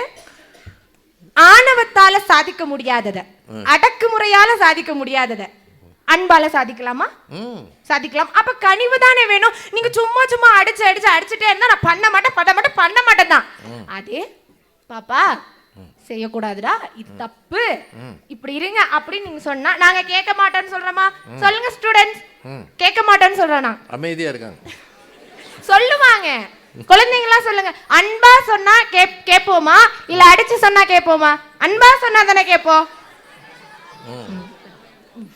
இதை இப்படி கேள்வி பதில் போட்டோம்னா கஷ்டம். நடுவர் அவர்களே, நான் உங்ககிட்ட கேள்வி கேட்கிறேன். ஏன்ட்டு இப்ப ஏன் அவங்க எல்லாம் அவங்க பதில் சொல்ல மாட்டாங்க, இப்ப நீங்க பதில் சொல்லுங்க பாப்போம். சரிங்கம்மா, நான் கேக்குறேன். ஐயா, உங்களுக்கு முதல் காதல் யார் மேலங்க ஐயா வந்துச்சு? தமிழ் மேல. தமிழ் மேல. அட அட அட அட அட. என்ன அட அடன்னா என்னது? காலையில உங்க வீட்டுல அடை சாப்பிட்டீங்களா? இல்லங்க ஐயா, வடை சாப்பிட்டு வந்தேன். அப்புறம் என்ன அட அட அடன்னா என்ன? நான் சொல்றேன், என்னுடைய முதல் காதல் எங்க ஆசிரியர் மேலங்க ஐயா. பரவாயில்லையா? அதுவும் ஒரு தமிழ் ஆசிரியர் மேலங்கய்யா. ஏன் தெரியுமா? அதாவது வீட்டுல எப்ப பார்த்தாலும் திட்டிட்டே இருப்பாங்க, அடிச்சுட்டே இருப்பாங்க, ஏதாவது சொல்லிட்டு இதை செய்யாத அதை செய்யாத அப்படிதான் வீட்டுல சொல்லுவாங்க. உங்க அம்மா அன்பா பேசுனாங்கன்னு இப்பதான் சொன்னீங்க. அதாவது வீட்டுல பொதுவா சொல்றத சொல்றீங்க, அம்மா அன்பா தான் சொல்லுவாங்க. ஆனா அப்பா ஒருத்தர் இருக்காரு இல்ல, அவரை விரட்டி விட்டுருங்க, அவரை வேண்டவே வேண்டாம், விரட்டிடுவோம். அப்பா பாத்துட்டு இருப்பாரு சார். அதாவது ஏன் ஆசிரியர்களை சொன்ன அப்படின்னா, முதல் காதல் ஆசிரியர் மேல வரும். பேரண்ட்ஸை தாண்டி நம்ம கிட்ட ரொம்ப கனிவாவும் அன்பாவும் இருக்கிறது அவங்க தான். எங்களோட ஆசிரியர் ஒரு சயின்ஸ் டீச்சர் மேம், அவங்க என்ன பண்ணுவாங்க, நான் 10th படிச்சுட்டு இருந்தேன் இத்தனைக்கும். அப்போ என்னன்னா மேம் என்ன பண்ணுவாங்கன்னா, பிள்ளைங்களுக்கு டெஸ்ட் வைக்கிறாங்க. நிஜமா நடந்தது. டெஸ்ட் வைக்கும் போது பாத்தீங்கன்னா அவங்க என்ன சொல்லுவாங்கன்னா, 10 out of 10 மார்க் வாங்கினா என்ன பண்ணுவாங்க தெரியுமா? மார்க் போட்டுட்டு அதுக்கு பக்கத்துல ஒரு ஐஸ்கிரீம் போடுவாங்க, ஒரு சிக்கன் பீஸ் போடுவாங்க, இதெல்லாம் போடுவாங்க. எதனால தெரியுமா? டீச்சர் சிக்கன் பீஸ்ல போடுறாங்களா? சிக்கன் பீஸ்ல டிராயிங்ல போடுறாங்க. டிராயிங்ல அதாவது எல்லாரும் வெரி குட், மிக நன்று, வெரி வெரி குட், எக்ஸலென்ட் இப்படி தான் பார்த்திருப்பாங்க. இந்த டீச்சர் கொஞ்சம் வித்தியாசமான டீச்சர். அதனால தான் அவங்க மேல அவ்வளோ ஒரு பற்று, அன்பு, காதல் எல்லாமே. எதனால அப்படின்னா, படிங்கன்னு குழந்தைங்களை டார்ச்சர் பண்ணக்கூடாது. ஃபர்ஸ்ட் நாள் பாத்தீங்கன்னா நான் மார்க் வாங்கல சார், 10 out of 10 வாங்கல. எங்க மேம் எனக்கு ஐஸ்கிரீம் போடல. எனக்கு நான் கஷ்டம் 10th படிக்கும் போது, ஐயோ மேம் இன்னைக்கு ஐஸ்கிரீம் போடலையே, கண்டிப்பா நாளைக்கு ஐஸ்கிரீம் வாங்கியே ஆகணும் அப்படி. அதுல கண்டிப்பு இருக்கே, அந்த கண்டிப்புன்றது வந்துட்டு அது வேறயா? செய்யணும்ன்ற கண்டிப்பு நடுவர் அவர்களே. சரிம்மா, நீங்க அப்பப்ப அணி மாதிரி பேசுறீங்களோன்னு தோணுது. அந்த கண்டிப்புங்கிறது வேற, இந்த கண்டிப்புங்கிறது வேற நடுவர் அவர்களே. கண்டிப்பாக நாம செய்யணும் அப்படின்றது அவ்வளவுதான். என்ன ஆசிரியர் வந்து அந்த இடத்துல நீ மார்க் வாங்கலேன்னு என்ன திட்டல, என்ன கண்டிக்கல, நாளைக்கு ஒழுங்கா படிச்சுட்டு வந்து நீ மார்க் வாங்குன்னு சொல்லல. ஆனா சொல்லாம எனக்கு எப்படி தோணுச்சு, சொல்லாம சொன்னாங்க. எந்த குழந்தைக்கு எப்படி சொல்ல வேண்டுமோ அப்படி சொல்லணும். இன்னைக்கு பேரண்ட்ஸும் சரி ஆசிரியர்களும் சரி நம்ம சொல்றதுக்கு தவறோம். ஒரே ஒரு எடுத்துக்காட்டு மட்டும் நான் சொல்லிட்டு முடிச்சுக்கிறேன் நடுவர் அவர்களே. அமெரிக்காவில் சிக்காகோல இன்றைக்கு வரைக்கும் பள்ளிகள்ல ஆசிரியர்கள் பள்ளி குழந்தைகளை கண்டிப்பதே கிடையாது, திட்டுவதே கிடையாது, அடிப்பதே கிடையாது. அங்க பிறக்கிறவங்களும் குழந்தைகள் தான், சரி, இங்க இருக்கவங்களும் குழந்தைகள் தான். அது எப்படி இங்க இருக்க குழந்தைகளை மட்டும் அடிச்சாதான் வளர்க்க முடியும் அப்படின்னு எப்படி நீங்க அடிச்சு சொல்லுவீங்க? இப்ப அமெரிக்கால பிறந்திருக்க வேண்டியதானே? அங்க பிறக்கிறதும் குழந்தை தான். இல்ல அங்க அப்படி இருக்கணும்னா அங்க போயிட வேண்டியதானேன்ற. ஏன் அங்க நம்ம ஏன் போகணும்? நம்ம குழந்தைகளை நாம அன்பா வளர்ப்போம், வளர்க்கலாம். நீங்க வருங்காலத்துல செய்யுங்க. வருங்காலத்துல நாங்க இப்ப இருந்தே செய்யறோம் நடுவர் அவர்களே, செஞ்சுக்கிட்டு தான் இருக்கோம். அதாவது பிள்ளைகளை கொஞ்சம் அமைதியா இருங்க, சத்தம் வரக்கூடாது. பிள்ளைகளை அவங்களா நம்ம அவங்கள வளர விடணும். சின்ன சின்ன தப்பு செஞ்சுதான் அவங்க கத்துப்பாங்க. குழந்தைங்க கிட்ட நீங்க அடிச்சு இதை செய்யாத அப்படின்னு சொன்னா அவங்க செய்யறேன்னு தான் சொல்லுவாங்க. இதை செய்யாத அப்படி செய்வேன், அடிப்பீங்க செய்வேன் அப்படிதான் சொல்லும். அந்த குழந்தைய கூப்பிட்டு எது சரி எது தப்புங்கிறத நம்ம சொல்ற விதத்துல சொன்னோம்னா கண்டிப்பா அந்த குழந்தை அதை செய்யாது. அப்போ நீங்க எந்த விதத்துல சொல்லணும்? அன்பா சொல்லணும். இதை செய்யாத அப்படின்றத அன்பா நம்ம எடுத்து சொல்லும் போது கண்டிப்பா அந்த குழந்தை செய்யாது. பிள்ளைகளை நாம வளர்க்கவில்லை, எதிர்கால பாரதத்தை நாம வளர்த்துட்டு இருக்கோம். இன்னைக்கு இருக்க குழந்தைகள் தான் நாளைய இந்தியாவினுடைய தூண்கள், நாளைய வருங்கால தலைவர்கள் அவர்கள். நம்ம அவங்களை கண்டிப்பா வளர்க்கும் பொழுது அவங்களுக்கு பயம் இதெல்லாமே ஏற்படும். அது இல்லாம நம்ம அவங்கள கனிவோட வளர்க்கணும். கண்டிப்பா கனிவென்ற பக்கத்துக்கு தான் தாங்கள் தீர்ப்பு தருவீங்கன்னு நம்பிக்கையோடு விடைபெறுகிறேன். நன்றி, வணக்கம். சுப்ரியா அவர்கள் பிறந்ததுலேருந்தே பேசிக்கிட்டு இருக்காங்க. வாய் அடிப்பாங்களாம். அவங்க அப்பா வந்து கண்டிப்பாராம். அவங்க அம்மா வந்து பேசட்டுமே, எப்படியும் பேசட்டும், என் பிள்ளை தானே பேசட்டும் அப்படின்னு வளர்த்து அவங்கள பெரிய பேச்சாளர் ஆக்கியிருக்காங்க. நிறைய கேள்விகள்லாம் கேட்டாங்க. உங்கள்கிட்ட கேட்டாங்க, என்கிட்ட கேட்டாங்க. நடுவரை கேள்வி கேட்குறது இப்போ பேச்சாளர்களுக்கு வழக்கமாக போச்சு. நடுவராக வந்து உட்காந்த பாவத்துக்கு. நடுவர் அவர்களே, உங்களிடம் நான் ஒரு கேள்வி கேட்குறது. பட்டிமன்றம் இப்போ நடக்கிறதுல எல்லாம் பூரா அப்படி பேச ஆரம்பிக்கிறாங்க. அதாவது பேச்சாளர்கள் நடுவர் அப்படின்ற அந்த ஸ்பேஸ் இருக்கு இல்லையா, அது ரொம்ப முக்கியமானது. நடுவரை கேள்வி கேட்கக்கூடாது. வளர்ந்து வருகிற பிள்ளைகளுக்கு இது வேண்டுகோள். இப்போ நான் இத்தனை வருஷம் பேசியிருக்கேன், 33 வருஷம் பேசியிருக்கேன். சாலமன் பாப்பையா அவர்களே, உங்களை ஒரு கேள்வி கேட்குறேன்னு நான் சொன்னதே இல்லை. ஒருவேளை சொல்லியிருந்தேன்னா அன்னைக்கோடு என்னை அவர் கழட்டி விட்டுருப்பாரு. சில மரபுகளை நாம் பின்பற்றணும். மேடையில் துடுக்காக பேசு, கைத்தட்டல் வாங்கிறதுக்காக சில விஷயங்கள் செய்யக்கூடாது. இதெல்லாம் வளர்ந்து வருகிற பிள்ளைகள். அவங்க அமெரிக்காவில் இருக்கிற குழந்தைகளை யாருமே கண்டிக்கிறது இல்லை அப்படின்னு சொன்னாங்க. அதுவும் சிகாகோவில். அமெரிக்கா முழுக்கவே அப்படித்தான். அவங்க வளர்ப்பு முறை வேறு. அதை பற்றி தனியாக சொல்லணும். தவிர இந்த சமுதாயம் எல்லாரையும் கனிவோடு வளர்க்கணும் அப்படின்னு பேசியிருக்கிறாங்க. அவங்களுக்கு எல்லார் சார்பாகவும் வாழ்த்துக்களும் பாராட்டுகளும். நல்லாவே கைதட்டலாம். ஏன் சோர்ந்துட்டீங்க? இன்னும் கொஞ்சம் நேரம்தான். இன்னும் கொஞ்சம் நீங்கள் உற்சாகமாக இருந்தீங்கன்னா நல்லாயிருக்கும். இப்போ நிறைவாக 2 பேர் பேச போகிறாங்க. 4 பேர் பேசியாச்சு. எனக்கு ரொம்ப ஆச்சரியம். இந்த பிள்ளைகள் 4 பேர் பேசுகிற வரைக்கும் அமைதியாக இருந்தாங்கன்றதே உங்களை பாராட்டணும். ரொம்ப நல்ல பிள்ளைங்க. இப்போ கண்டிப்பே அணியின் நிறைவு பேச்சாளர் திருமதி கிருஷ்ணகுமாரி அரசன் அவர்கள். ஐயா, நான் கனிவோடு தெரிவித்துக் கொள்கிறேன்னு சொல்கிறதுக்காக கனிவு பக்கம் நான் பேச போகிறேன்னு நீங்கள் நினைக்கக்கூடாது. இல்லைம்மா, நான் நினைக்கலவே. எதிரணியில இருந்து ஆசிரியர் வந்தார், தமிழ் ஆசிரியர். அவர்கிட்ட ஒரு குழந்தை சொல்லிச்சாமா, ஸ்கூலுக்கு போகிறதும் நல்லா இருக்குது, வர்றதும் நல்லா இருக்குது, நடுவில் தங்குற நேரம் தான் எனக்கு பிடிக்கலன்னு. ஐயா, எங்கள் ஊரில் ஒரு ஆசிரியர் இருந்தார். அவர் ஒரு நாள் ரோடில் நடந்து போனார். எல்லா ஆசிரியரும் உங்களை மாதிரியே இருக்க மாட்டாங்க ஆசிரியர் அவர்களே. அவர் ஒரு நாள் ரோடில் நடந்து போனார். அங்கே கூட்டமாக இருந்தாங்க. இவர் போய் எட்டி பார்த்தாராங்க என்ன நடக்குதுன்னு. அங்கே ஒருத்தன் குரங்க வச்சு வித்தை காமிச்சிட்டு இருந்தான். ஆடுறாராமான்னு வித்தை காமிச்சிட்டு இருந்தான். குரங்கு வித்தையை பார்த்து முடிச்சோன்னா இவர் அவன்கிட்ட கேட்டார், நீ என்கிட்ட 6ஆம் வகுப்பில் படித்த சுரேஷ் தானே அப்படின்னு. என்னடா கடைசியில் இந்த நிலைமைக்கு வந்துட்டான்னு. அப்புறம் உங்ககிட்ட படித்தா நான் வேறு எந்த நிலைமைக்கு போவேன்? எங்கள் அப்பா அப்போவே சொன்னார் சார், நீ படிக்கலன்னா பண்ணி மேய்க்கத்தான் போவேன்னு. பண்ணி கிடைக்கல, அதனால தான் குரங்க மேய்ச்சிக்கிட்டு இருக்கேன். மேய்க்கிறதுன்னு முடிவான பிறகு அது பண்ணியாக இருந்தா என்ன, குரங்காக இருந்தா என்ன சொல்லிட்டேன். சொன்னான், அப்போவே நான் தான் விளையாட்டு பையனாக இருந்தேன், நீங்களாவது என்ன கொஞ்சம் கண்டிஷனாக வளர்த்துருக்க, சொல்லி கொடுத்து படிக்க வச்சுருக்க கூடாதா சார்? நானும் உங்களை மாதிரி ஆசிரியராக ஆகலைனாலும் அட்லீஸ்ட் ஒரு கலெக்டராவது நான் ஆகிருப்பேன். அநியாயமாக என் கலெக்டர் கனவுல மண்ணை அள்ளி போட்டுட்டீங்களே. ஆசிரியர் ஆகாமல் கலெக்டர் ஆகிருக்கணும். கலெக்டர் வேலை அவ்வளோ சாதாரணமாக போச்சு. அன்னைக்கு ஓடினவர் தான் வாத்தியார், பின்னங்கால புரட்டி இருக்க ஓடினவர் தான் இன்ன வரைக்கும் கிராமத்து பக்கம் திரும்பியே பார்க்கல. வேலையை விட்டுட்டார். அந்த பொண்ணு சுப்ரியா அவங்க வந்து கேட்குறாங்க, நீங்கள் எப்போயாவது எங்களை பிள்ளைங்களா பார்த்துருக்கீங்களா? எப்போ பார்த்தாலும் எங்களை டிப்ரெஷன்லேயே வச்சுருக்கீங்கன்னு. எங்கள் பிரச்சனையே நீங்கள் தானம்மா, டிப்ரெஷனில் நாங்கள் தான் இருக்கிறோம். ஐயா, நான் கேட்குறேன், ஃபோன் பேச ஆரம்பித்தா ஃபோனை பேசிக்கிட்டே நிற்கிறீங்களே, ஃபோனை கீழே வைக்க மாட்டேங்கிறீங்களே. நீங்கள் எப்போ முடிப்பீங்கன்னு நாங்கள் காத்துக்கிட்டு இருக்கணும். இதில் நீங்கள் ஃபோன் பேசி முடித்த உடனே செல்லமாக நாங்கள் அவங்கள கொஞ்சணும். எப்படி?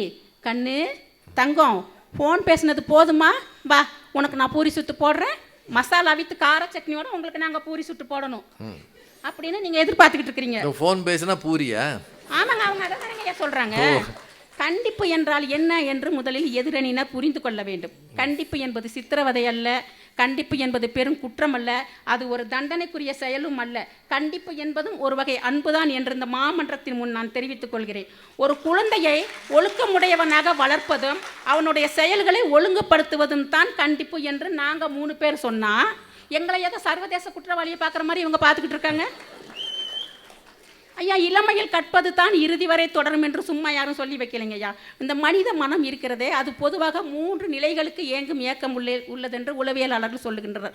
1 அன்பிற்காக ஏங்குவது, 2 எதிர்கால லட்சியத்துக்காக ஏங்குவது, 3வது தன்னை உணர்ந்து சுய ஆற்றலை பெருக்கிக் கொள்வது. ஐயா, யோசிச்சு பாருங்க, அன்பு யார் வேணும்னாலும் காட்டலாம், யார் மீது வேண்டுமானாலும் காட்டலாம். ஆனால் கண்டிப்பை எல்லோரும் மீதும் காட்டிவிட முடியாது. ரோட்டில் போடுற ஓட்டுனங்கிட்ட போய் என்ன 9 மணி வரைக்கும் ஊரை சுற்றிக்கிட்டு இருக்கிற, வீட்டில் ஒழுங்காக போய் படிக்க மாட்டேன்னு கேட்டு பாருங்களேன், அவன் கேவலமாக நம்மளை ஒரு பார்வை பார்ப்பான். அது உரிமை உள்ளவர் மீது உரிமை உள்ளவர்கள் மட்டுமே காட்டுவது, அதுதாங்க ஐயா கண்டிப்பு. இந்த கண்டிப்பை நம்ம எல்லாருக்கிட்டையும் காட்டிட முடியாது. லட்சமாக பணத்தை கொட்டி காலேஜில் பையனை சேர்த்து விட்ருக்கோங்க, அட்மிஷன் வாங்கி சேர்த்து விட்ருக்கோம், பரீட்சை வந்துருச்சு. படிக்கிறீங்களா நீங்கள் முதல்ல ஒழுங்கா? 9 மணி வரைக்கும் ஊரை சுற்றிட்டு நிதானமாக வீட்டுக்கு வந்து கதவை சாத்திக்கிறீங்க. எப்போ பார்த்தாலும் 24 மணி நேரமும் ஃபோனில் சேட்டிங்கில் இருக்கிறீங்க. வெளியே இருந்து பார்க்குற எங்களுக்கு நெருப்பு எரியுதுங்க ஐயா. எப்படி உங்ககிட்ட நாங்கள் கனிவாக பேசுவோம்? எங்களுக்கு கோபம் வராதா இல்லை வரக்கூடாதா? யார்கிட்ட சொல்கிறீங்க? சுப்ரியாட்ட சொல்கிறீங்களா? ஆமாங்க ஐயா, எல்லாருக்கும் பொதுவாக சொல்கிறேன். ஏன் ஒரு 17-18 வயசு நிரம்பிய பொண்ணு 2.5 மணி நேரமாக கண்ணாடி முன்னாடி நின்று நல்லா மேக்கப் பண்ணிக்கிட்டு உதட்டுக்கு லிப்ஸ்டிக் எல்லாம் போட்டுக்கிட்டு நைட்டில் வெளியில் போகுது, சாயந்தரத்தில் வெளியே போகுது. எங்கே போகிறேன்னு அம்மா கேட்டால் தான் சொல்லுது குரூப் ஸ்டடிக்கு போகிறேன்னு. இல்லை நாங்கள் தெரியாமல் தான் கேட்குறோம். 8 மணி நேரமாக வகுப்பில் ஆசிரியர் சொல்லி கொடுத்து புரியாத பாடம் உங்களுக்கு 2 மணி நேரம் ஃப்ரெண்டு வீட்டில் போய் குரூப் ஸ்டடியில் வந்துருமோ? அதுக்கு லிப்ஸ்டிக் வேணுமா? அது லிப்ஸ்டிக் வேறு வேணுமா? லிப்ஸ்டிக் போடாமலாது போங்க. இதையெல்லாம் பார்த்துட்டு நாங்கள் சும்மா இருக்க முடியுமா?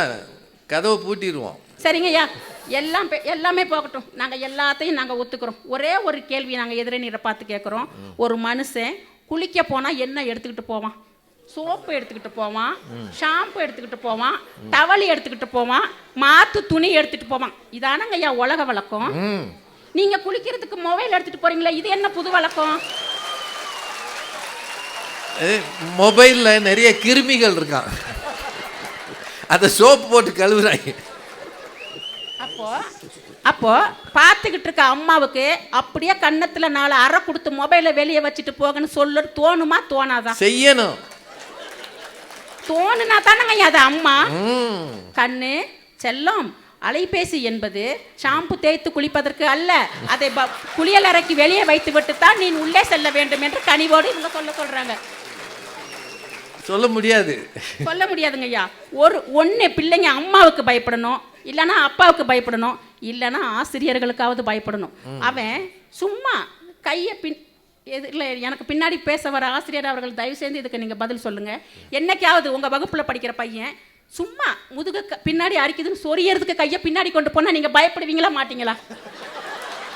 அதுவும் கிட்ட வந்து ஐயா, ஒன்று உணவு கலாச்சாரம் நீங்கள் பார்த்துருப்பீங்க, உடை கலாச்சாரம் பார்த்துருப்பீங்க, பண்டைய கலாச்சாரம் பார்த்துருப்பீங்க, ஏன் பல வெளிநாட்டு கலாச்சாரம் கூட பார்த்துருப்பீங்க.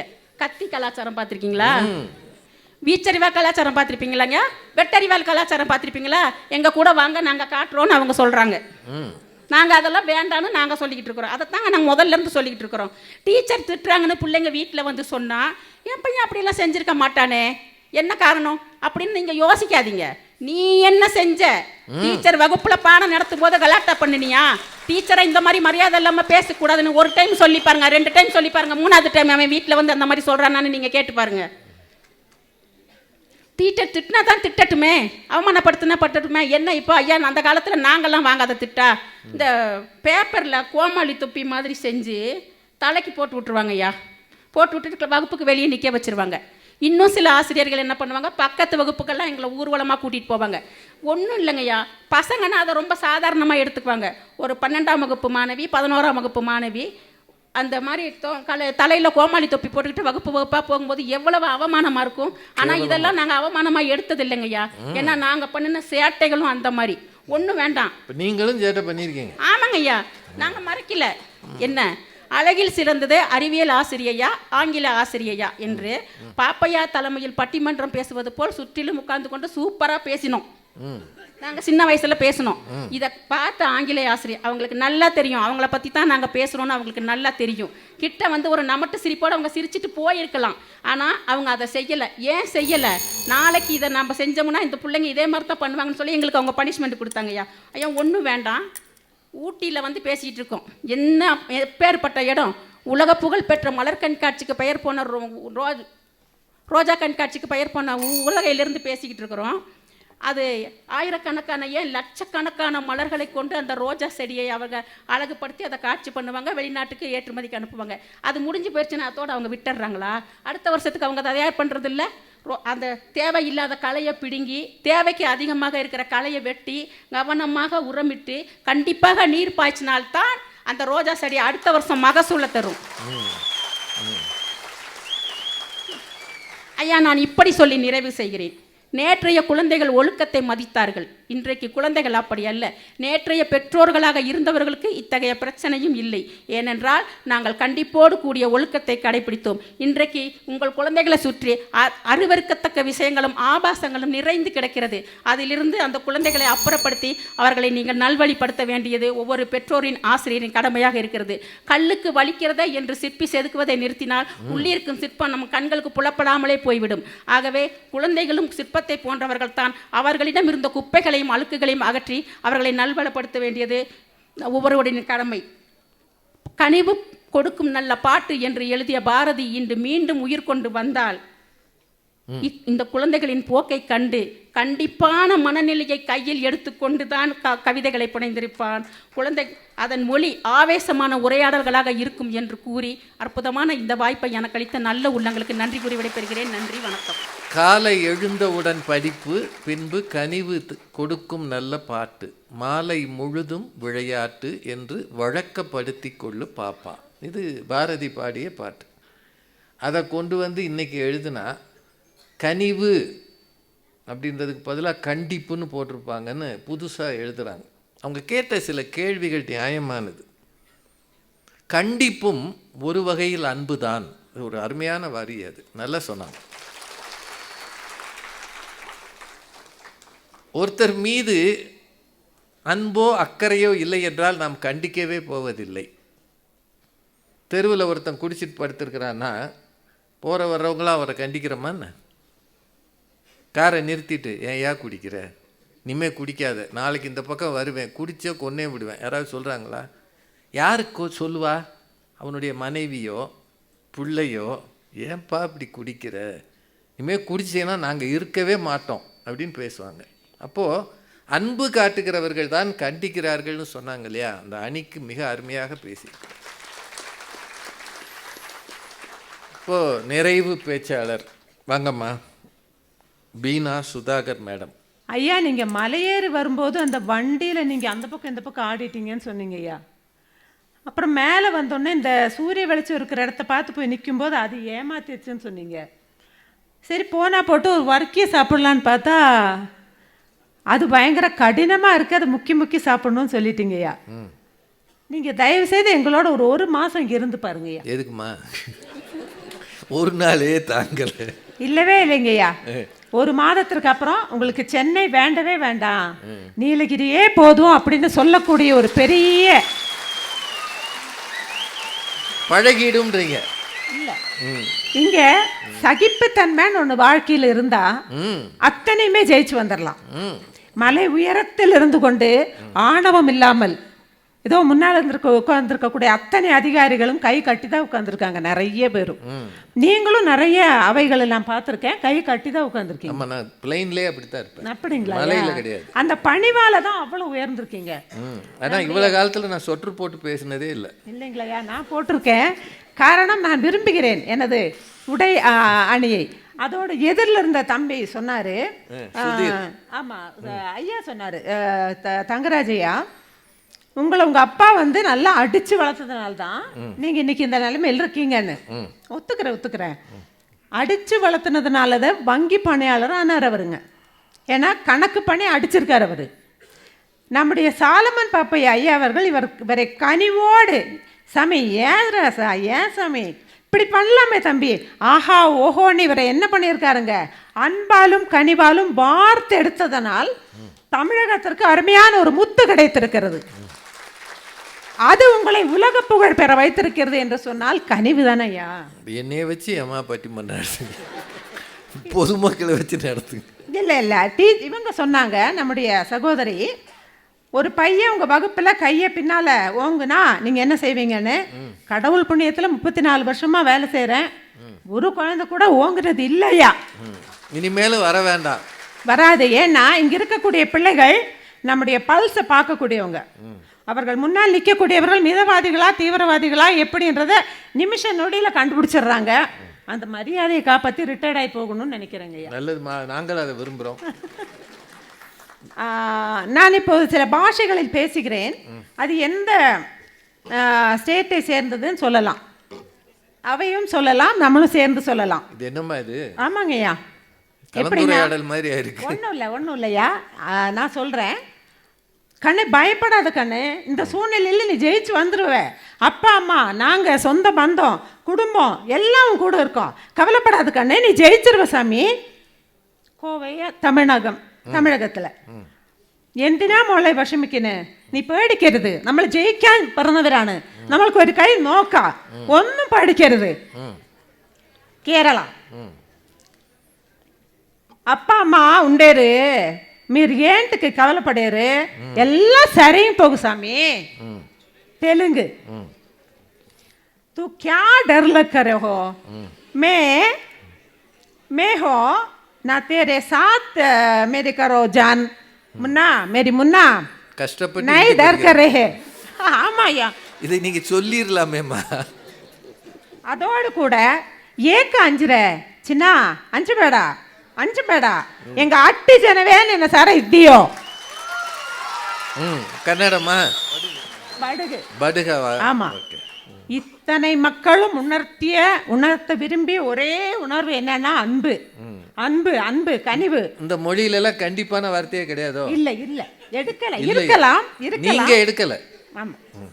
ஏன்னா என்னுடைய பார்வையில நான் வாழ்க்கை முழுவதும் வெள்ளை கண்ணாடி அணிய விரும்புகிறேன், மஞ்சள் கண்ணாடி பச்சை கண்ணாடிக்கு போக விரும்பவில்லை. சரி சரி.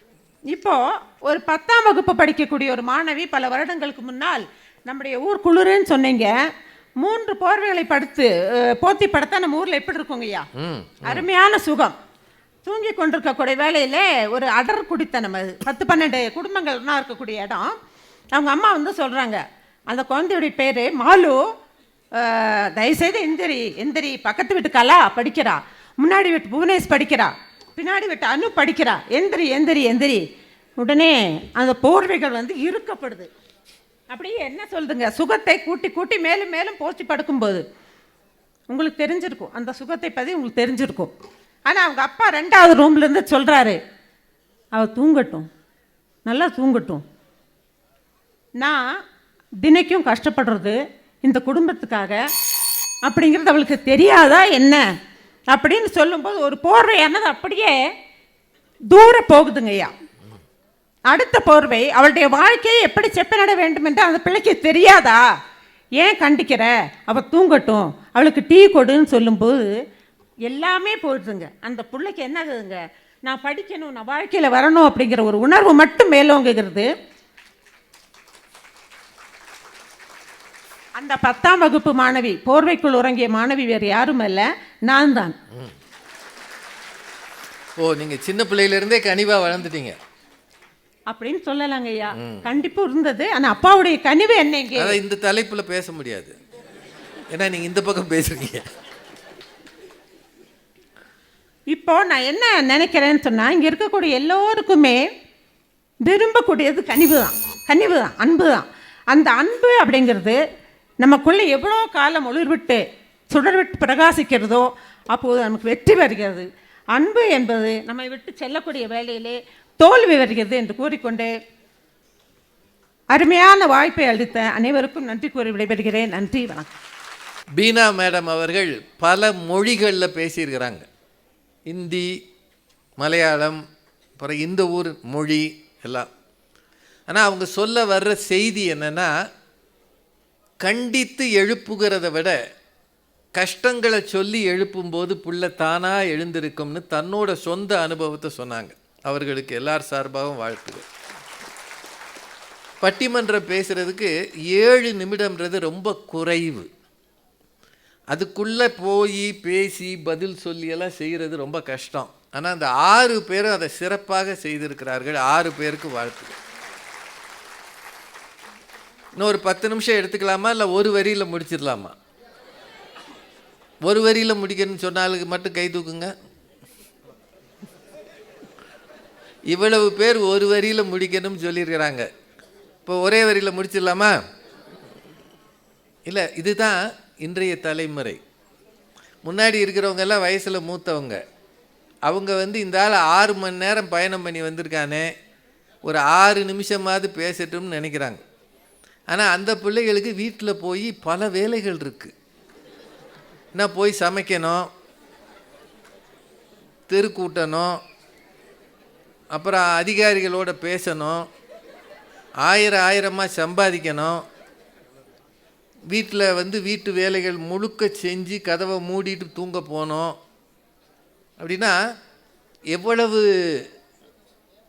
உலகத்தில் ஆப்ஷன் கொடுத்தா என்ன வரும்ன்றதுக்கு இதுதான் உதாரணம். அதை கொடுக்கக்கூடாதுன்றதான் இந்த அணி, கொடுக்கணுன்றது இந்த அணி. நீங்கள் என்ன முடிவெடுப்பீங்க? ஒரே ஒரு விஷயம் தெரிஞ்சுக்கங்க, பிறந்த உடனே யாரும் பிள்ளைகளை கண்டிக்கிறது இல்லை. இப்போ அந்த குழந்தையை தூக்கி மடியில் வச்சுட்டு அம்மா உட்காந்துருக்காங்க, என் நேரம் அடிச்சுக்கிட்டா இருக்காங்க? இல்லை. அதுக்கு பசிக்கும்னு தாய்க்கு தெரியும். விரும்பாமலே, அது சொல்லாமலே போய் கொடுப்பாங்க. பாலோ ஒரு அமுலோ ஒரு ஃபேரக்ஸோ கொடுப்பாங்க. அந்த குழந்தைக்கு குளிரும்னு தாய்க்கு தெரியும். அந்த குழந்தைக்கு ஒரு ஸ்வெட்டர் போட்டு விடுவாங்க, காலுக்கு ஒரு சாக்ஸ் போட்டு விடுவாங்க. சூழல் சரியில்லைன்னா விக்ஸ் தடவுவாங்க. அப்படின்னா ஒரு குழந்தையை பெறும் முன்னரே தாய் அந்த பிள்ளையை பற்றி கனவு காண்கிறாள். இந்த பிள்ளை என்ன ஆக வேண்டும் என்று யோசிக்கிறாள். வளர வேண்டும், எதிர்காலத்தில் இந்த பிள்ளை இந்த குடும்பத்துக்கு ஒரு சொத்தாக இருக்க வேண்டும் நினைக்கிறாள். ஆனால் அந்த பிள்ளை வளர வளர சொத்தையாக போகிறது. இப்போ தாய் என்ன செய்யணும்? இதான் கேள்வி. அப்படியே விட்டுறலாமா? நம்ம கண்ணெதிர தவறு நடக்கிறது என்று தெரியும் போது அமைதியாக போவது தான் சரியா? உங்கள் எல்லார்ட்டையும் திரும்பவும் சொல்கிறேன், எப்போ கண்டிக்க ஆரம்பிக்கிறோம்? 6ஆம் கிளாஸ் படிக்க ஆரம்பிக்கும் பிறகு பெரும்பகுதி. எப்போ பிள்ளைகள் சுயமாக தவறு செய்ய நினைக்கிறார்களோ, இப்போ உங்களுக்கெல்லாம் ஸ்கூலில் 8:30 மணியா? இங்கே எப்போ ஸ்கூலு? 8:30 மணி. 8:30 மணிக்கு போகணுன்றது கண்டிப்பாக கனிவா? இப்போ ஒரு ஸ்கூல் இருக்குன்னு வைங்க, இங்கே 8:30க்கு வரலாம், 9:30க்கு வரலாம், 10:30க்கு வரலாம், விருப்பப்படி வரலாம். அப்படின்னா அது பேர் பள்ளிக்கூடமா? இப்போ 8:30 மணினா 8:30 மணிக்கு போகணுன்ற கண்டிப்பு இருக்கணுமா இருக்கக்கூடாதா? சொல்லுங்கள். இப்போ 8:30க்கு ஸ்கூலுக்கு போகணும்னா நீங்கள் எப்போ வரணும்? எழுந்திருக்கணும். ஒரு குறைந்தது 6:30க்காவது எழுந்திருக்கணும். 6:30க்கு எந்திரி, நீ 8:30க்கே எந்திரி அப்படின்னு ஒரு அம்மா சொல்லுவாங்களா? சொன்னாங்கன்னா அது குடும்பமா?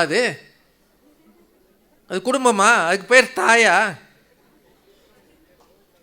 அப்படி போகிற ஒரு பிள்ளைய அப்பா, இப்போ தெரு முனையில் ஒரு பையன் 10th படிக்கிற பையன் ஸ்மோக் பண்ணிக்கிட்டு இருக்கான். அவங்க அப்பா பார்க்குறாரு அந்த வழியாக, தெரியாமல் அவன் ஒரு மறைஞ்சு நின்று ஸ்மோக் பண்ணிக்கிட்டு இருக்கான் குளிருக்கு. அப்பா பக்கத்தில் தம்பி, புகைப்பிடிப்பது உடல் நலனுக்கு கேடு, இது உயிரை குடிக்கும், நீ புகைப்பிடித்தால் செலவாகும் அப்படின்னு சொன்னாருன்னு இந்த சொல்கிறாங்க. இந்த இவங்க சுப்ரியா மாதிரி ஆளுங்க, நாம் கனிவு காட்டியே வளர்க்க வேண்டும். அவங்க சொல்கிறாங்க அமெரிக்காவில் பிள்ளைகளை அடிக்கிறது இல்லைன்னு. அமெரிக்காவில் அப்பா அம்மா பேசினாலே 911 ஒரு நம்பர் இருக்குது. நான் அமெரிக்கா பள்ளிகளுக்கு போய் பார்த்துருக்குறேன். நம்பரை அமுக்கிடுவான் 911. போலீஸ் நீ என் பிள்ளையை திட்டினையான்னு கூட்டிகிட்டு போயிடும். அந்த கலாச்சாரம் வேறு. அதனால தான் அங்கே பள்ளிக்கூடத்துக்கு போகிறவன் துப்பாக்கி எடுத்துகிட்டு போகிறான், திடீர்னு ஷூட் பண்ணுறான். அந்த கலாச்சாரம் இங்கே வேணுமா? அங்கே 16 வயசு வந்த பிள்ளைய அப்பா அம்மா தனியாக விட்டுருவாங்க. 16 வயசுக்கு மேல் ஒரு பிள்ளைக்கு எந்த செலவும் பெற்றோர் செய்ய மாட்டாங்க. இங்கே கல்யாணம் பண்ணி வர வரைக்கும் அப்பா அம்மா தான் செய்கிறாங்க. நல்ல பொண்ணாக பாருன்றான் அவன். இல்லை நான் பார்க்குற பொண்ணை கட்டி கொடுன்றான். அப்படின்னா எப்போது நீங்கள் இஷ்டத்துக்கு விடுகிறீர்களோ அப்போது இந்த சமூகம், ஏன் தெருவில் சிக்னல் வைக்கிறோம்? ரெகுலேஷன்றது இருந்தாகணும். சிக்னலே வேண்டாம், இப்படியும் போ அப்படியும் போ, அப்படின்னா என்ன வரும்? என்ன நடக்கும்? விபத்துகள் தான் நடக்கும். கண்டித்ததால் ஹிட்லர் கெட்டு போனார்னு ஐயா சொன்னாங்க. அவர் ஒரு இனத்தின் மீது கொடுங்கோன்மை வைத்தார், ஒரு இனத்தை அழிக்கணும்னு பார்த்தார். ஆனால் அந்த ஹிட்லர் ஜெர்மானியர்கள் ஒத்துக்கொண்ட தலைவராக ஆனார்ன்றதையும் மறந்துடக்கூடாது. முதல்ல ஜெர்மனுக்கு தலைவரானார், அதிபரானார். ஜெர்மானியர்கள் இன்றைக்கும் ஹிட்லரை கொண்டாடுறாங்க. உலக வரலாற்றில் ஒரு 100 பேரை எடுத்துக்கொண்டால் அதில் ஹிட்லர் மேலே இருக்கிறார். அதான் வரலாறு.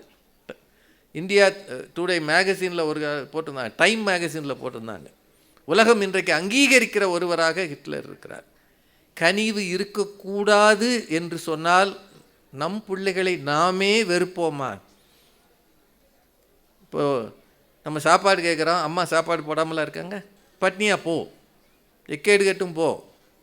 நம்ம எக்ஸ்கர்ஷன் போகணும், காசு கேட்குறோம், அப்பா தராமலாம் இருக்கிறார். தீபாவளிக்கு ட்ரெஸ் வாங்காமலாம் இருக்கிறீங்க, வாங்கியிருக்கீங்களா இல்லையா? நான் எனக்கு மட்டும் வாங்கிக்குவேன், பிள்ளைகளுக்கு வாங்க மாட்டேன்னு சொல்கிறாங்க. ஆனால் ஒரு விஷயம் நினைவில் வச்சுக்கோங்க, கண்டிப்புக்கும் அன்புதான் காரணம்னு சொன்னாங்க பாருங்க, அது அருமையான வரி. அது அறத்திற்கே அன்பு சார்பென்ப அறியார், மரத்திற்கும் அஃதே துணை. அடிக்காத ஆசிரியர்கள் இன்றைக்கு இருக்கிறதுனால தான் சமூக குற்றங்கள் பெருகி இருக்கிறது. கண்டிக்காத பிள்ளைகள் ஒரு நாளும் சரியான பாதைக்கு போக மாட்டார்கள். மகாத்மா காந்தியினுடைய தந்தையை பற்றி அவர் சொல்வார், மிக கடுமையானவர், அவ்வளவு கோவிச்சுப்பாராம், பயந்து பயந்து பிள்ளைகள் வளர்ந்திருக்கிறார்கள். மோதிலால் நேருவை பற்றி சொன்னாங்க, தலைவர்களாக அவர்களெல்லாம் வந்ததுக்கு காரணம் என்ன? இளமையிலேயே வழிகாட்டிய, கடுமையாக அவர்களை நடத்திய குருகுலம் அப்படின்னு ஒன்று இருந்தது ஒரு காலத்தில். அங்கே ஆசிரியருக்கு அத்தனையும் செய்யணும். என் சரித்திரம் என்று ஊவேசா ஒரு நூல் எழுதியிருப்பார். மிக கடும் தண்டனைகள் இப்படியெல்லாம் இருந்தது ஒரு காலம் இருந்தது. இன்றைக்கு அரசாங்கமும் கல்வி திட்டமும் யாரையும் திட்டப்படாது. ஏதாவது கோபமாக பேசினா உடனே போலீஸுக்கு கடிதம் எழுதிடுறான். இந்த ஆசிரியர் எனக்கு மன உளைச்சலை உண்டாக்கினார். என்னடா உனக்கு உளைச்சல்? அவர் மீது நடவடிக்கை எடுக்கும்படி கேட்டுக்கொள்கிறேன்னு போலீஸ் ஸ்டேஷனுக்கு அனுப்பிடுறாங்க. சத்தம் போட்டு பேசினா அவங்க சொன்னாங்களே இந்த அருவாள் எடுக்கிறது, அது சில மாவட்டங்களில் கலாச்சாரமாகவே போச்சு. ஏண்டா படிக்கலைன்னு கேட்ட ஒரு ஆசிரியரை அருவாளை வச்சு வெட்டிவிட்டான் போன மாதம். அப்படின்னா எனக்கு என்னவோ கனிவு அவசியம், தேவை, அது இயல்பாக கிடைப்பது. ஆனால் இந்த தலைமுறை பெற்றோர் ஒரு புள்ள 2 பிள்ளைன்னு வந்த பிறகு கோபிச்சுக்கிறத விட்டுட்டாங்க. அந்த காலத்தில் 5-6 பிள்ளை இருக்கும்போது அடித்து நொறுக்குவாங்க. நான் இன்றைக்கி ஒத்த பிள்ளை, அவனை என்ன செய்கிறது? நீங்கள் கண்டிக்கவில்லை என்றால் பின்னாளில் காவல்துறை கண்டிக்கும்படியாக ஆகிவிடும்.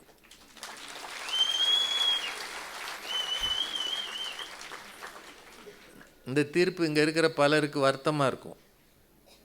ஆனால் எனக்கு என்னவோ இந்த தலைமுறையிடம் குறைந்து வருகிற மரியாதைகள்.